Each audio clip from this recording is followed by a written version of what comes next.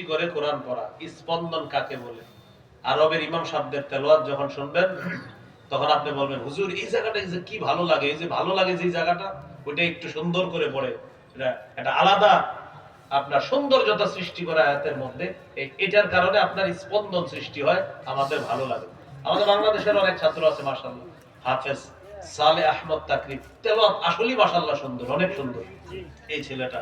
আরো আছে ওই আপনার নাজমুস সাকিব, হাফেজ নাজমুস সাকিব, এরপরে মাওলানা হাফেজ তরিকুল ইসলাম, হাফেজ জাকারিয়া, আরো অনেক ছেলেরা মাশাআল্লাহ অনেক ভালো করতেছে। এই যে তাদের তেলাওয়াত গুলা দেখবেন, এই সব তেলাওয়াতে স্পন্দন সৃষ্টি হয়। তো এইভাবে স্পন্দন সৃষ্টি করে কোরআন তেলাওয়াত করা। সহিহ বুখারীর 5047 নম্বর হাদিসের বর্ণনা। এই হাদিসের বর্ণনাকারী আব্দুল্লাহ ইবনে মুগাফফাল রাদিয়াল্লাহু তাআলা তিনি বলেন, রাআইতু রাসূলুল্লাহি সাল্লাল্লাহু আলাইহি ওয়াসাল্লাম ইয়াকরাউ ওয়া হুয়া আলা নাকাতিহি আও জামালিহি ওয়া হিয়া তাসিরু বিহি। রাআইতুহু ইয়াকরাউ সূরাতাল ফাতহ ওয়া হুয়া ইউরাজ্জিউ। নবীজিকে দেখলাম, নবী উটের উপর বসা, উট নবীকে নিয়ে চলতেছে, নবীকে নিয়ে উট চলতেছে। ওই মুহূর্তে দেখলাম আল্লাহর নবী 26 নম্বর পারার 10 নম্বর পৃষ্ঠায় একটা সূরা আছে, সূরাতুল ফাতহ। এই সূরাটা আল্লাহর নবী তেলাওয়াত করতেছেন। সাহাবী আব্দুল্লাহ ইবনে মুগাফফাল রাদিয়াল্লাহু তাআলা আনহু বলেন, উট চলতেছে আর আল্লাহর নবী কোরআন তেলাওয়াত করতেছে, ওয়া হুয়া ইউরাজ্জিউ, স্পন্দন সৃষ্টি করে অসাধারণ সুললিত কণ্ঠে আল্লাহর নবী কোরআন তেলাওয়াত করতেছিলেন। এই যুগে হাফেজ সাহেবদের তেলাওয়াত শুনলে আমাদের মনে হয় যদি আরো তেলাওয়াত করতো আমাদের ভালো লাগতো। তাহলে একটু চিন্তা করেন, যার উপর আল্লাহ কোরআন নাজিল করেছেন তিনি কোরআন সুন্দর করে বললে কি অসাধারণ কোরআন তার ছিল, কত সুন্দর ছিল যার উপর আল্লাহ কোরআন নাজিল করেছেন। রাসূলুল্লাহ সাল্লাল্লাহু আলাইহি সাল্লামের সাহাবী আব্দুল্লাহ ইবনে মাসউদ রাদিয়াল্লাহু তাআলা একদিন এক জায়গায় দাঁড়ায় দাঁড়ায় নামাজ পড়তেছে। আবু বকর ওমর তেলাওয়াত শুনতেছে, রাসূলুল্লাহ সাল্লাল্লাহু আলাইহি সাল্লাম তার তেলাওয়াত শুনতেছে। তিনি নামাজে তেলাওয়াত করতেছে, নবীজি আবু বকর ওমর তারা তেলাওয়াত শুনতেছে। নবীজি বললেন, কেউ যদি চায় কোরআন ওইভাবে পড়তে যেইভাবে আল্লাহ নাজিল করেছে, তাহলে সে যেন আব্দুল্লাহ ইবনে মাসউদের মতো কোরআন পড়ে। সুবহানাল্লাহ। কেন? আল্লাহ কোরআনটা ঠিক এইভাবেই নাজিল করছে, আবার আব্দুল্লাহ যেইভাবে কোরআন পড়তেছে। তাহলে কোরআন পড়া, সুললিত কণ্ঠে সুন্দরভাবে কোরআন পড়ার চেষ্টা করা, আল্লাহ তৌফিক দান করেন। আমিন।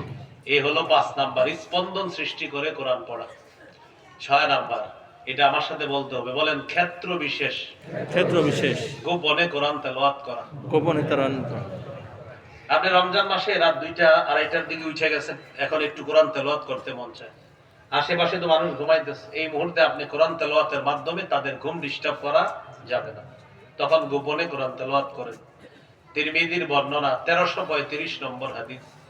قال رسول الله صلى الله عليه وسلم الجاهر بالقرآن كالجاهر بالصدقة والمسر بالقرآن كالمسر بالصدقة।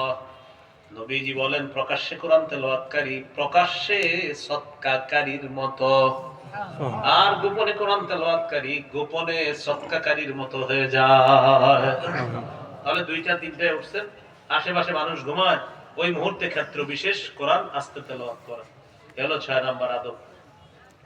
7 নাম্বার, মসজিদে গেছেন, যাওয়ার পর বসে আছেন। সাধারণত রমজান মাসে অনেকে একটু আগে আগে মসজিদে চলে যায়, জোহরের আগে আসরের আগে গিয়ে বসে থাকে, কোরআন পড়ে, কেউ তাসবিহ পড়ে, সুবহানাল্লাহ পড়ে, আলহামদুলিল্লাহ পড়ে, এরকম। আপনি প্রথমে গেছেন, যাওয়ার পর দেখেন কেউ নাই, তখন কোরআন নিলেন, নেওয়ার পর জোরে জোরে পড়তেছেন, একটু পরে 10-12 জন মুসল্লি আস্তে আস্তে জমা হয়ে যেতেছে।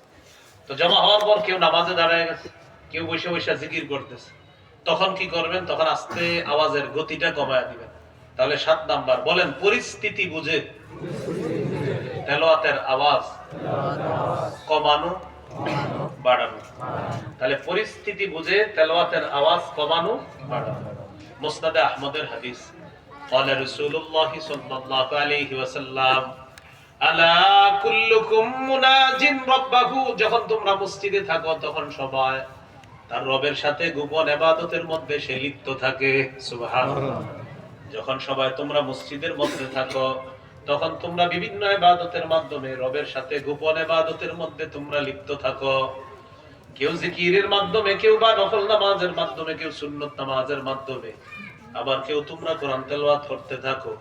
নবীজি বলেন সাবধান, ফালা ইউজিয়ান্না বা'দুকুম বা'দা, তোমাদের কেউ যেন কাউকে কষ্ট না দেয়। ওয়ালা ইয়ারফা'আন্না বা'দুকুম আলা বা'দিন ফিল কিরাআহ, একজন আরেকজনের ডিস্টার্ব করবা না উঁচু আওয়াজে কোরআন তেলাওয়াত করে। উঁচু